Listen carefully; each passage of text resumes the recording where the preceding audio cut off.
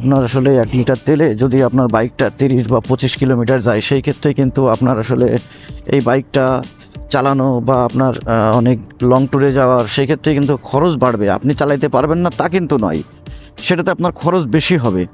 তো সেটা খরচের দিকটাও আপনার কনসিডারেশন করতে হবে। বেসিক্যালি আমাদের বাংলাদেশের প্রেক্ষাপটে 150 সিসি বা 125 সিসি বা 110 সিসি সেগমেন্টের বাইক ম্যাক্সিমামই আপনার 35 থেকে 40 কিলোমিটার বা 45 কিলোমিটার তার এই মাঝামাঝি এই মাইলেজেই কিন্তু থাকে। এখন দেখা যাচ্ছে যে 125 সিসির একটা বাইক আপনি পারচেস করলেন, তো সেখানে দেখা যাচ্ছে তার তেলের মাইলেজ মাত্র 25 থেকে 30 কিলোমিটার। তাহলে তো আসলে এই 125 সিসি সেগমেন্টের যে বাইকটা যদি মাইলেজ আপনার 1 লিটার তেলে যদি হচ্ছে 25 বা 30 কিলোমিটার যায়, সেই ক্ষেত্রে তো আপনার আসলে এই বাইকটা চালানো একটু কস্টিংয়ের ব্যাপারটা বেড়ে যাবে।